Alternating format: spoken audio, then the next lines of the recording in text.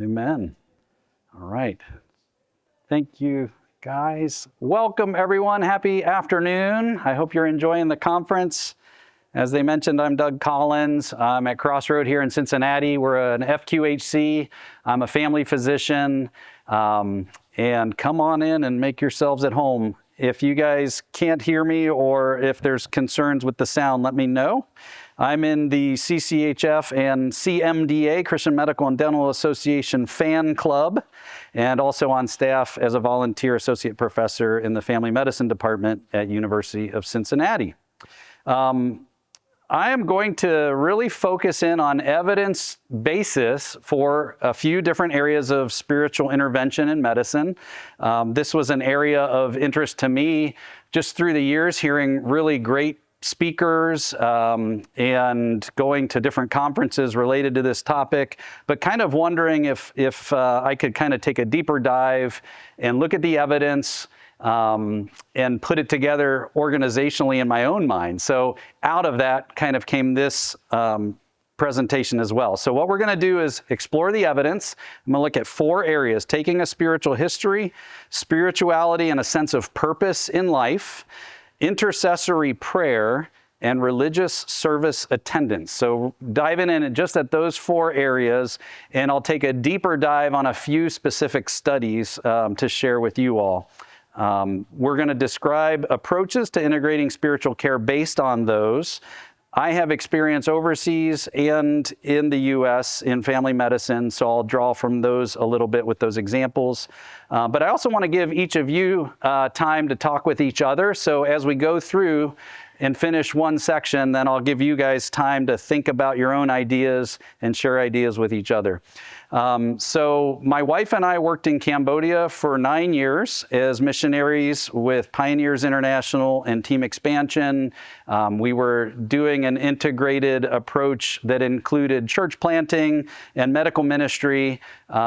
We worked a lot with Mercy Medical Center Cambodia, which does an amazing job in Cambodia. I mentioned already that I was then at UC in a full-time career for 12 years and now at Crossroad for the last 3 years. And so just pulling some examples from there will be part of the opportunity that I have, just sharing some things that have worked with you all. I do want to focus mostly on the evidence. This is less about the ethics and less emphasis on the how-to, although I do want to give time for that. A few shout outs. Bob Mason is here. He's an expert on this topic. He's part of Medical Strategic Network. You can look them up online. If you're eager to learn more, he's an excellent resource. Harold Koenig from Duke and others are frequently cited authors on this topic. So we're all indebted to them for a lot of the work that they've done. Through the years at CMDA, there have been different courses to help us kind of train healthcare workers on how to integrate faith and medicine. I went to a conference long ago called the Saline Solution. Then it became, that was a clever pun. Then it became Grace Prescriptions. Bill Griffin and others at CMDA have been great at putting stuff online called Faith Prescriptions with CMDA. And now there's also through CMDA and International CMDA a program called the Saline Process. You can Google that, and that's another opportunity to get training. So there's a lot of opportunities, but let's dive into the evidence. So through the years, there's a whole lot of evidence on spirituality and religion and health and how they integrate. This is just a chart that I didn't give a shout out to Walt Larimore and Bill Peel. So this is from something that I saw from Grace Prescriptions with Walt Larimore, and they were just emphasizing that since the 90s, there's been a really large accumulation of articles published. So this chart shows that evidence that's mounted really just since the 2000s. Around 50% of these articles are original research with quantitative data. So there is good data. A lot of spiritual, like a lot of medicine, it's hard to study, and it can be kind of tricky to sort out how robust is the evidence. All right, I'm going to give a case example to kick off each section. Here's our first one. You are seeing an adult patient for their annual physical. You've seen them for a little less than a year. You review their social history with them and consider asking them their spiritual history. So questions to ponder. Is it recommended in medical care to take a spiritual history? How might you ask the patient about their spiritual history? And is there evidence that taking a spiritual history is helpful or harmful? Bob Mason did a deeper dive on this, I think, yesterday. This will be our first of 4 that we'll look at. Taking a spiritual history. What's the evidence say? Before we get to the evidence, there are surveys, and a lot of survey data shows the importance of spirituality. So just focusing on the U.S., 74% of U.S. adults believe in God or a universal spirit. 49% consider religion very important. 94% of hospitalized patients believe spiritual health is as important as physical health. 40% of patients use faith to cope with illness. 25% of patients use prayer for healing each year, and 70 to 80% of healthcare workers report faith or religion is very important to them. So very prevalent. That's where we'll start. What do patients want? Patient preference for physician discussion and practice of spirituality. This is a 2003 study of 456 outpatients at 6 academic medical centers, and it found that 33% of patients wanted their physician to inquire about religious beliefs. So just a third, but a third. 12% wanted their physician to pray with them. If dying, this study found that 70% of people would want their physician to know their beliefs, and 50% would want their physician to pray with them. So strong numbers, but it also reminds us that it's not something everyone wants necessarily. So what are the guidelines? So those are that's survey data. Guidelines, JCAHO makes it a requirement for hospitals on hospital admission, and that's been in place since 2001. Palliative care, chronic pain, American Psychiatry Association, in mental health care, and then in medical education. All of these different bodies include in their guidelines the importance of taking a spiritual history. So it is emphasized. But what is the evidence for the benefit in taking a spiritual history? There are a lot of studies that have been done. I'm going to highlight this one. It's called the OASIS study. Has anyone heard of this one? This is from 2005. It was focused on oncology. It's fairly small, but a very good study. It's an oncologist-assisted spiritual intervention study from 2005. They took 118 patients. Like all studies, is it generalizable? No, not necessarily. We need to be careful how we interpret this data. This was 91% of patients were white, 80% identified as Christian. So it's already a very skewed study, and it's also only in the oncology field.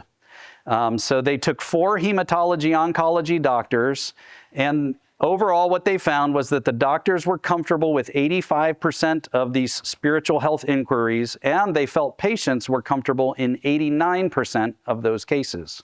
76% of patients found spiritual history inquiry somewhat or very useful interventions, Interventions were estimated to be 6 minutes long, so that increased the length of each visit by 3 minutes total. So it was integrated into some stuff they had already been doing, but overall it did increase the time requirement by 3 minutes. At 3 weeks, the intervention group had a greater reduction in depression, an improved sense of quality of life, and an improved sense of interpersonal caring from their doctor. So let's look at the data from the OASIS study briefly. This table shows, with question 1, how comfortable were you discussing spiritual issues with your oncologist? There is a subset of people that were not comfortable. So not at all or a little, and you can see the percentages there. This is at 2 weeks follow-up and then at 3-week follow-up. Or rather, time 2 is immediate follow-up, which I think was roughly 2 weeks, and then at 3 weeks. How useful, but The majority were somewhat, quite a bit, or very much. How useful do you think this discussion was? How much do you think this discussion will influence how you cope with cancer? Does your MD's willingness to discuss these issues make you more satisfied with your care? That red box around that second large group is really highlighting that almost everyone fits in at least a little to very much being positive about the intervention.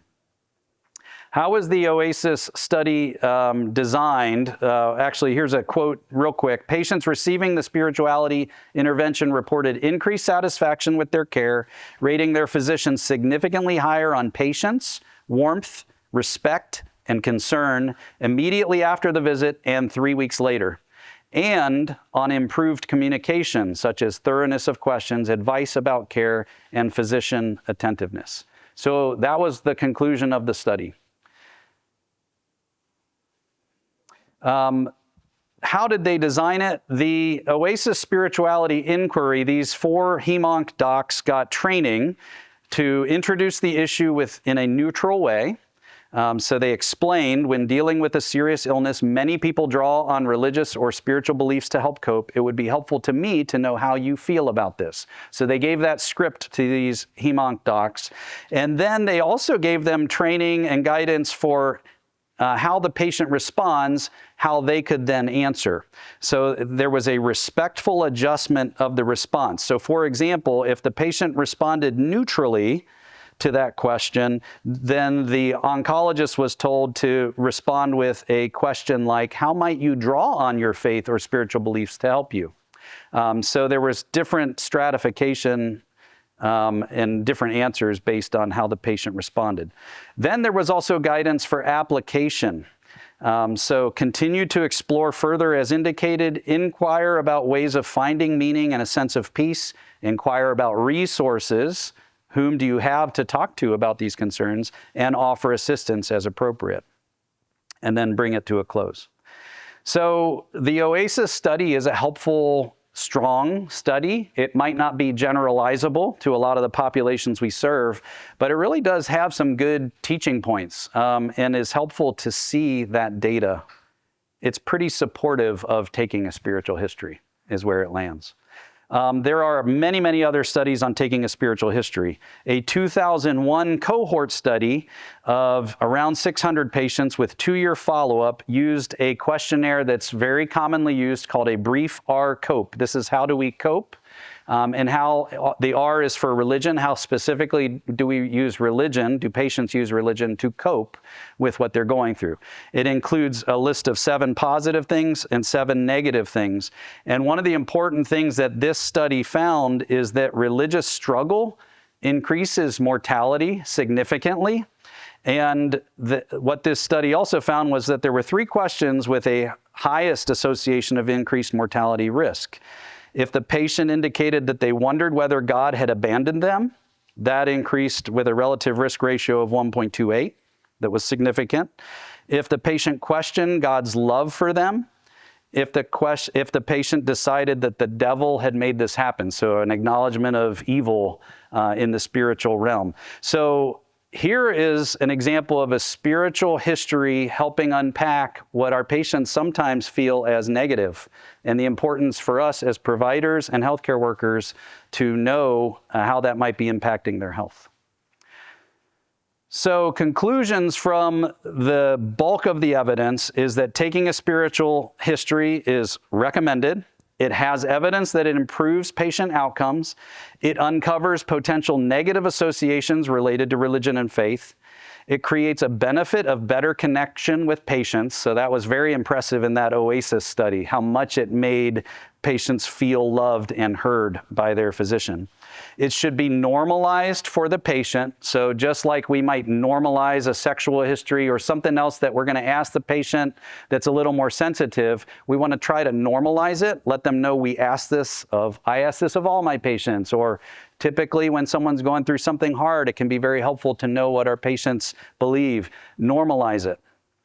It requires respectful, supportive responses. So we need to be listening well to our patients and let them kind of drive where that conversation goes. Remember, 10% of people are uncomfortable with that. So we want to be very sensitive to how we approach our spiritual history.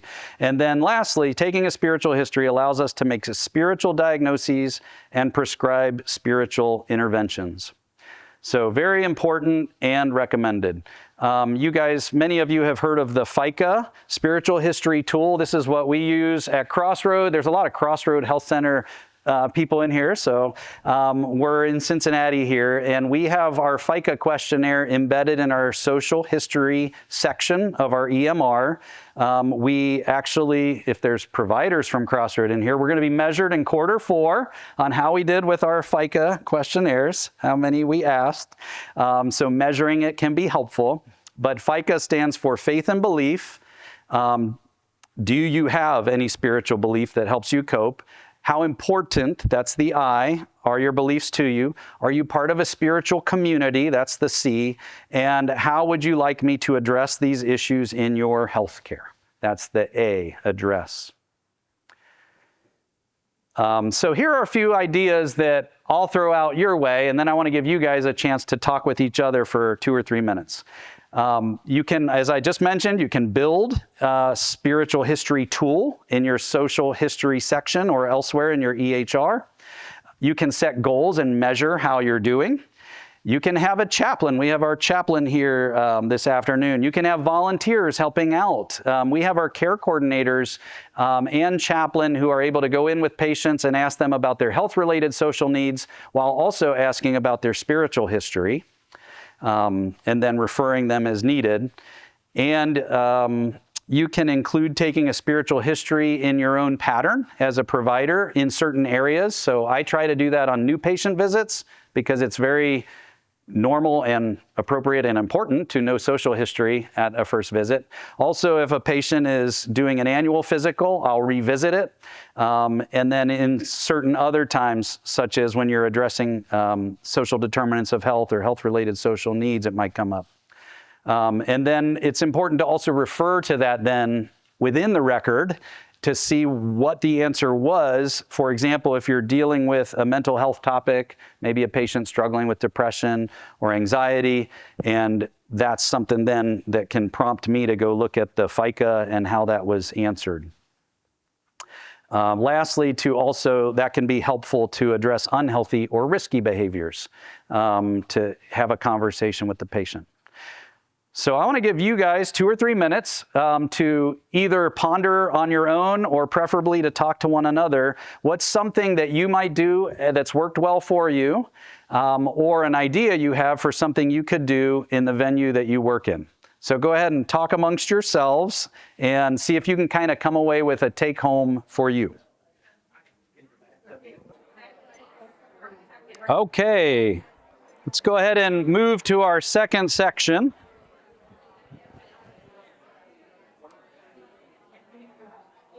Hopefully that gave you some food for thought and gets your ideas flowing.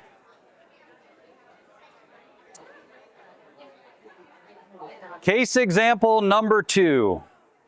You are seeing an adult patient in their 20s whom you've known since they were transferred to you from their pediatrician. They have worsening depression and anxiety. You look in their social history and noticed you had not documented a spiritual history previously. When you ask, they mention they went to a church occasionally as a kid, but aren't active in church and aren't sure what they believe. So here's some questions to ponder. With this neutral answer, what might your next question be? That was something I mentioned from the OASIS study. Any thoughts on that? They aren't sure what they believe. The OASIS told us one response might be, well, how might you draw on your faith or spiritual beliefs to help you? And that might kind of lead into further discussion in a neutral way. Another question, how might a spiritual diagnosis be contributing to this patient's mental health? So again, by asking spiritual history, we can kind of uncover how has spirituality or faith been helpful or even harmful to that person. And then lastly, does evidence support recommending a spiritual intervention? Do we ever prescribe spiritual interventions? So this one could go multiple directions. I want to focus on one area, which is called a sense of purpose, and just look at the evidence there. So religion and a sense of purpose. There's lots and lots of studies on these topics, and it also depends on how you define different terms. So religion, in many studies, is typically defined as a practice based on a belief in transcendent power. Spirituality might be defined more as a dedication or surrender to the divine. It can also be much more loosely defined by many, many people. But in studies, that's typically how it's defined. There are multiple studies from many different angles and of varying reliability or generalizability that demonstrate that religion, generally speaking, has a positive effect on health. Reasons, well, because we need God. Duh. Other reasons that have been very prevalent in the literature: it creates community. There's a behavioral impact. It has mental health effects. It gives people a sense of purpose or personal meaning, and that's the one I will zero in on. There have been many helpful meta-analyses on this topic. Religion and coping. That may be religion's single biggest impact on health, bringing meaning and perseverance into suffering and struggle. When there's studies done, people who have a strong foundation spiritually often are able to cope with struggle in a more sustained way or a more healthy way. Healthier behavior. In general, people who are religiously active have more physical activity, a healthier diet, lower sexually transmitted infections, and a lower smoking risk. Immune function. There's some interesting studies that in general, people with a strong religious background have healthier functioning immune systems. That's interesting. Heart disease. There's been some coronary artery disease, morbidity, and mortality findings that in 16 of 19 studies found that they were lower in people who identified as religious.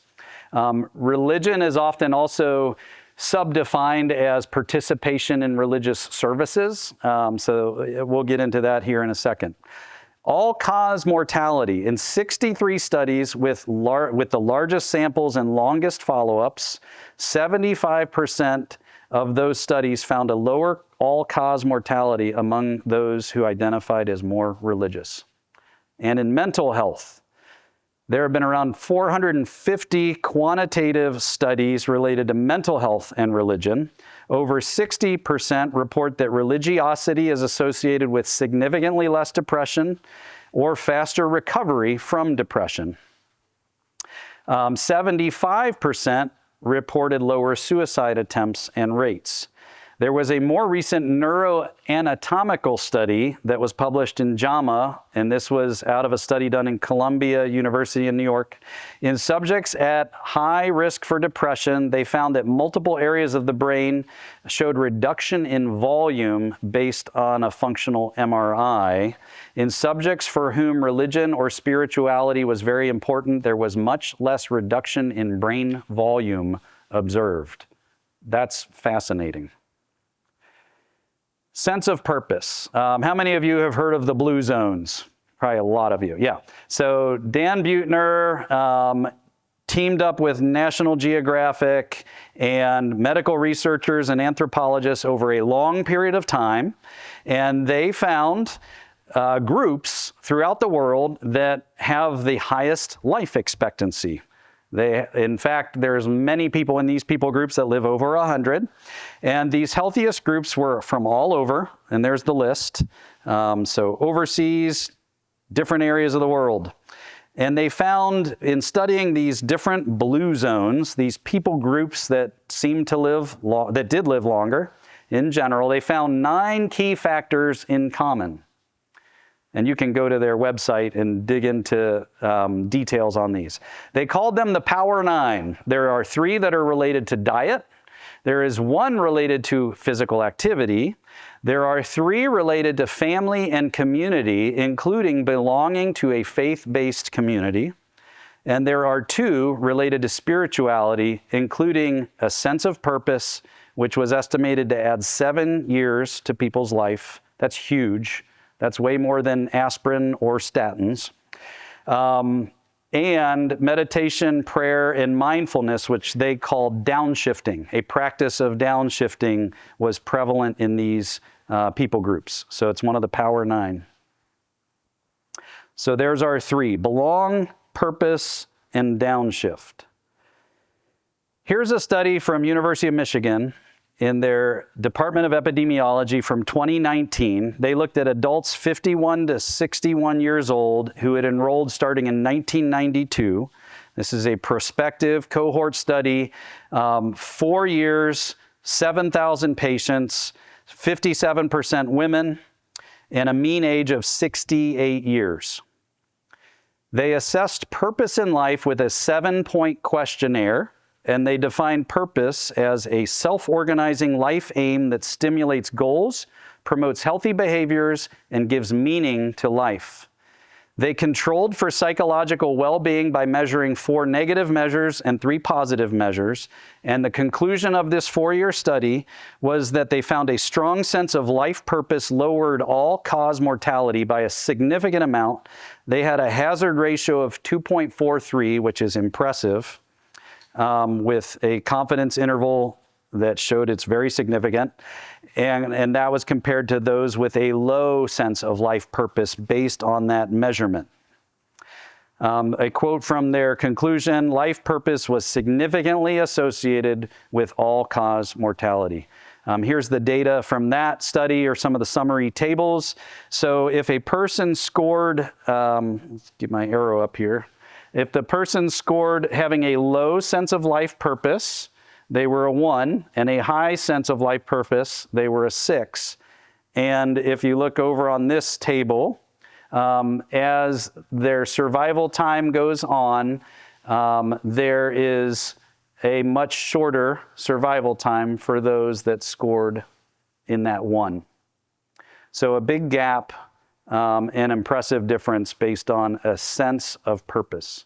There are many other studies that have shown this. So that 2019 study from Michigan really backed up others that have found the same. And you can see the years on these, all fairly recent. So how do we deal with that in what we do? I would suggest that in addition to taking a spiritual history, we want to have other probing questions that are ready that can help make a spiritual diagnosis. What gives you a sense of hope is a commonly used question. That's a helpful question that can kind of help identify a sense of purpose, particularly if someone is not from a religious background. What keeps you going? And another idea for this, since it is so important, is to cite the evidence that having a sense of purpose has been shown to be important to health. And then to help someone unpack that and find that sense of purpose. Point them to Christ and the life that you have. It might open up an opportunity for you to share about the purpose you found in life. So how can we cite the evidence and prescribe purpose? So just reading this quote: it's been shown in medical studies that having a positive spirituality or sense of meaning in life is very important for us. What's something you could do to discover or recover a sense of purpose for you? So we can direct patients to faith and religion as a healthy life practice, just like we might prescribe exercise. We can have resources ready to help us point in that direction. At our office, we've copied some of the other community health centers. We have topic cards that we can encourage patients regarding how they're doing. Our daily breads, devotionals, Bibles. Bob Mason pointed out everyperson.com. If you have someone interested in spirituality or religion but is in a seeking type of moment in life, you can point them to that website. It's excellent. You can use a team approach. We have, I mentioned, a chaplain. We have holistic care volunteers that we're trying to raise up from area churches to help us as well. At our Mercy Medical Center in Cambodia, we had a holistic care station. And at that station, we had people who would help Cambodians, typically from rural Cambodia, get a water filter at subsidized cost, but then also have a conversation about their spiritual beliefs. And that was a very helpful and impacting station. At Crossroad, we just introduced this booklet. We'll be sharing about it at our all-staff meeting if you haven't seen it yet. But 10 tips for healthy living. And get a copy of it down at our booth downstairs. There we go. Shout out. And in the prayer room. There you go. So this might give you ideas for your health center or clinic.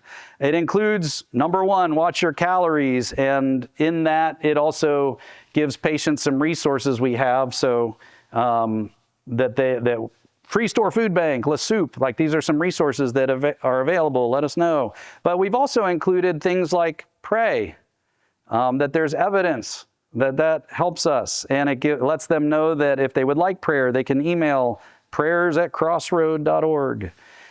And number 9, be in community. That matters. So these are ways that we can kind of prescribe purpose. All right, go ahead and break into your groups again. What is something, maybe an idea you have or something you're already doing that helps you prescribe purpose? What have you found that's worked for you, or what maybe new idea do you have from hearing this? Okay, we'll move on to part 3.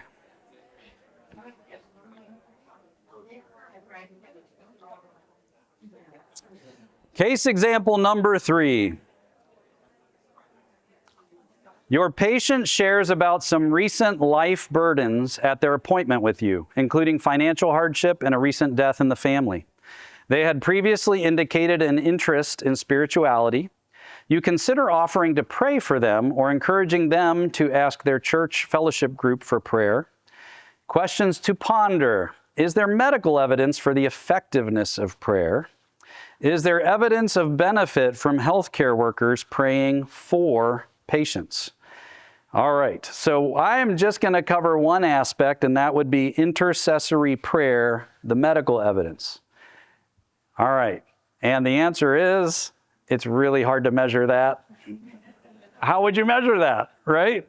So the biblical case for prayer is indisputable and obvious. We are called and commanded to pray. The research literature encourages us to pray for our patients. So it is supportive, okay? But it's all non-randomized controlled trials that are supportive and reassuring and compelling. There are randomized controlled trials on prayer, but no matter how well designed they try to be, they can't be, because you can't know that in the control group no one's being prayed for. You can't control that. We also can't control how God wants to respond to any given prayer. We don't know His will in every situation. So studies on intercessory prayer are kind of interesting. They go back to 1872. This writer, a medical doctor, Galton, found no effectiveness of prayer, and he did that by studying different occupations. He figured clergy are people that pray more, so if prayer increases life expectancy, clergy should live longer, and he showed that they don't.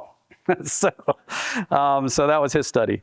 Fast forward a century later, 1965, there was a double-blind, randomized controlled trial, an 18-month crossover. So they're trying to be pretty, robust here. 38 patients, so not a lot, and it was arthritic patients. And I think this one was focused on pain. I don't remember, but they didn't find a difference. 1969, this was pediatric patients with leukemia. It found improvement, but there was no significant difference. Again, that was a very small cohort. 1988. This one got some excited press, kind of like 88 Reasons for the Rapture in 88. But anyway, 1988, double-blind, randomized controlled trial, 393 people studied. These were considered prayer-receptive patients, so people that had indicated they were receptive to prayer. They were in the cardiac care unit, and there was an inpatient team of Christians assigned to pray basically for half of them, and that found that there was a significant difference in outcomes. However, a 1999 study similarly designed, and this was, however, in all patients, so not prayer-receptive patients, that one found that there was no significant difference. So if you had two groups and half of the patients are getting prayed for and half are not by these this Christian group of people in the hospital, there was no difference found. But like I said, who knows if that patient's family is praying for them, or they have someone awesome prayer warrior praying for them that the controllers of the study don't know about.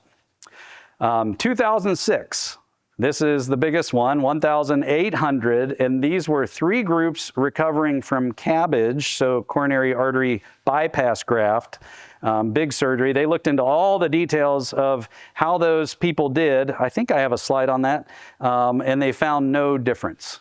So the bottom line is you can't really do a randomized controlled trial to measure the power of intercessory prayer or effectiveness of it, but we know prayer works.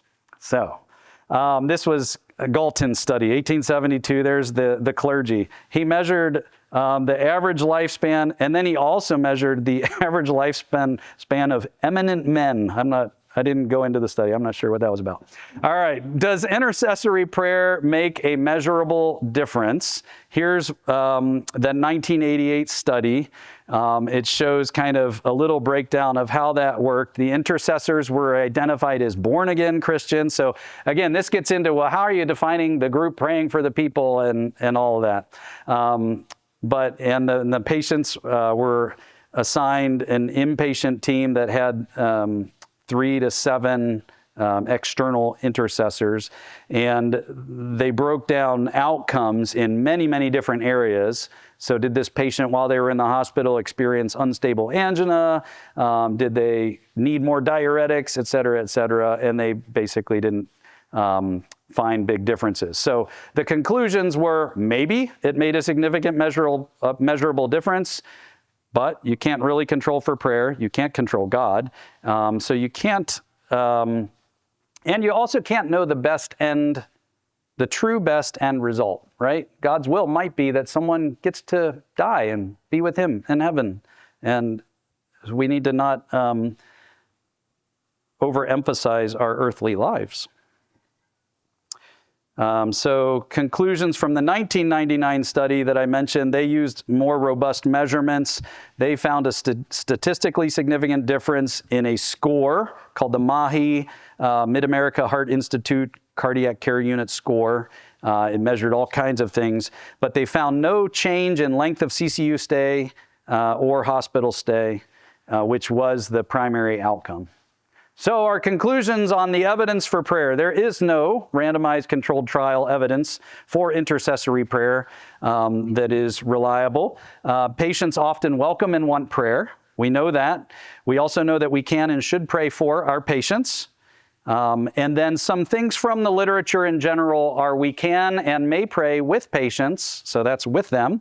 And some guidance, and this gets into a little of ethics and is a discussion for another time, but as we pray for our patients, it should be patient-centered and patient-desired. It should not be coerced. We should be careful, obviously, with that difference that's in the room, the power differential. One of the things that Dr. Koenig recommends, and he's a Christian background scientist and professor who wrote a lot of these and participated in a lot of these studies, he feels that you probably should not be offering or asking about praying with the patient if you haven't taken the time to ask a spiritual history first. I think that's arguable, and we all are prompted by the Holy Spirit in different ways, but I think it's a very helpful thing to consider and can be a helpful guardrail. You should generally not pray with patients if you have not received consent or possibly a request. That's different. But if a patient has requested it, that's a wonderful opportunity. And certainly, one other recommendation, and I think this is from Dr. Koenig, was that, or Dr. Larimore, is that the situation calls for prayer. It's a lot more appropriate probably to be praying for someone that's dealing with a new diagnosis of cancer than maybe someone that came in with an acute viral respiratory illness and they're going to be better in a few days. It doesn't mean you can't pray for them. Ideas for prayer. Pray, obviously, we want to bathe what we do in prayer and depend on the Lord each new day. So pray before, after our days. That can be a quiet time at home in the morning. That could be while driving to work or driving home from work, thinking about our patients, maybe rerunning some of the patients we saw that day and praying for them. Maybe for some of us, it can be while we're closing inboxes at night or handling lab results that we say a quick prayer for that patient.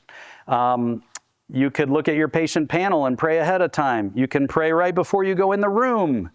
You can pray with staff or teammates. Sometimes we'll have a little mini huddle and pray together as a teamlet in the office. We have a huddle once a week. We have our chaplain praying once a week over the phone system. So praying for patients, you could even keep a HIPAA-compliant prayer list. Be careful how you keep that, to remind you to pray for some of your more ill patients, for example. I mentioned using inbox time to pray. Yes, even the inbox can be a chance to love. I sometimes just hate my inbox. I don't know about you, but it helps me to kind of shift my thinking and be like, no, I'm still loving this patient. I'm just doing it remotely, and they don't know it. Let patients know you're glad to pray for or with them. That's very helpful. We use this little badge. Some of our staff have that on the bottom of their badge. I'm glad to pray for you. Pray with patients when appropriate and spirit-led. Have an email for prayer requests. I mentioned that, so that's our email. Partner with spiritual care workers who are available to pray. All right, go ahead and take a few minutes and talk about praying with and for patients, maybe ideas you have or questions for your little group. All right, for the sake of time, I'm going to move us into our fourth and final section. Case example number 4. You see a patient in follow-up for their chronic concerns, including anxiety with depression, sleep difficulties, and fatigue. They are taking night classes for an associate's degree and have 3 young kids, not a bunch of family support. Your social history includes a spiritual history, way to go, which notes the patient has a Christian faith background but is not active in a church. So that might show up on a FICA, for example. Questions to ponder: would a referral to church be an appropriate intervention? Is there evidence that attending a church improves health? So let's look at the evidence for religious service attendance. I mentioned the blue zones and that belonging to a faith community increases life expectancy. 258 of the 263 100-plus-year-olds in the blue zones study belong to a faith-based community of varying denominations around the world.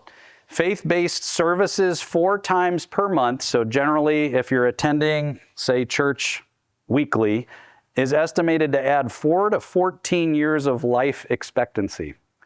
Pretty impressive.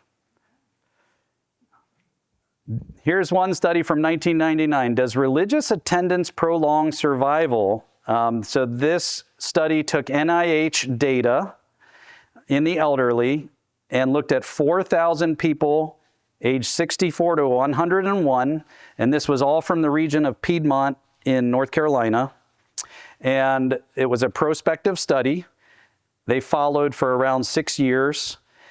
During that time, out of those 4,000 people, 29.7% passed away. Of the people that passed away, so they found that 22.9% of frequent religious service attenders died during that time, whereas 37.4% of those attending services less than once a week died. So there's that difference that you see. So relative hazard of dying was 46% less for frequent religious service attenders. When controlled for demographics, health conditions, social connections, health practices, that difference still remained significant. So you can't just say, well, religious people are going to church and they don't smoke. You're controlling for other factors, and you're still finding that even if you can sort of control, even for social connection, there's something special about a religious community. And most of these studies, those are churches. Does religious attendance prolong survival? In that study, there's the curve. It shows you days of follow-up and probability of survival. And if you are a less than once a week attender, you have a lower survival rate. For the sake of time, I'm going to fast forward through these. This study reaffirmed a bigger study from 1997 by Strawbridge. The reference is on there. And Strawbridge went into a lot more depth of multivariate analysis and really controlled for different things and continued to show that no matter what, religious service attendance uniquely reduces all-cause mortality. There are other studies. A 2009 meta-analysis concluded church attendance was associated, such specific to church, attendance was associated with greater survival in healthy population studies. And then a 2019 study that was a pretty big deal showed that it lowered all-cause mortality significantly. It also lowered heavy drinking, smoking, and was inversely associated with depression, anxiety, hopelessness, and loneliness. So, JAMA, Psychiatry, 2020, reduction in deaths of despair, including suicide, drug, and alcohol overdose. There are many other studies. Tyler Vanderweel concluded in Harvard Public Health in his article titled, "Why Public Health Should Attend to the Spiritual Side of Life, Whether Religion is a Cause or Just a Correlate for Health Improvements, has been an important consideration in these studies, which control for baseline health and adjust for numerous other social, economic, and behavioral confounding variables. They are robust studies in sensitivity analysis, and they obtain large effect estimates. Results that provide strong evidence for attendance being a cause, not just an association. The number and quality of studies supporting these conclusions has steadily grown, and the evidence base is now very compelling. Religion should not be neglected as a social determinant of health." So pretty powerful data on this side. So one big conclusion is, in addition to taking that spiritual history and including in that religious service attendance, is to prescribe church. Give patients a list of churches if they're interested. Keep your own church's flyer if you want to invite people. Refer a patient to your care coordinator or behavioral health or spiritual care team to help them find a church. We have in our 10 Tips for Healthy Living, churchfinder.com, a nice search engine for churches near a person. I will forego, time for discussion on that one, but I would leave you with that conclusion that when appropriate, there is medical evidence that religious service attendance increases our health. So that's something that we could consider prescribing. So take a spiritual history, patients appreciate it in general, very important. Prescribe purpose, they'll live longer. Pray, it's cheap medicine, and we're commanded to. And encourage church attendance. It's a social driver of health. All right, I'll stick around if you have questions. We're out of time. We are supposed to have you fill out the survey, so if you could pull that up and fill that out. And thank you so much for coming.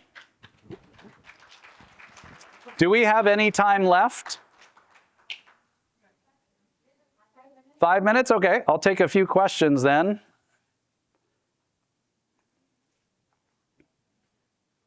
My email is Cambo, as in Cambodia, because Gmail never lets you change your email. Here, I'll pull that back up. Cambo Collins, my last name, @Gmail. I'd be glad to send you a PDF if you want it. I think we're supposed to be able to dump this onto the website as well. Yes? Okay, so I'll try to do that.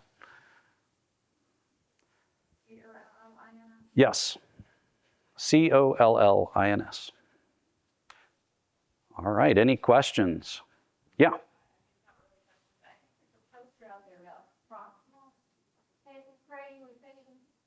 Cool, okay. Yeah, okay. Okay, great, thank you. So visit the posters, and there's a study there on proximal prayer. Yeah. So when you give your life to God, when your body dies, do you really die? Does your spirit go with him? That is a really deep theological question. I'm supposed to repeat the question. But so on my religious belief, so we look forward to God Yeah. because we know that our soul is going to live forever. Yeah.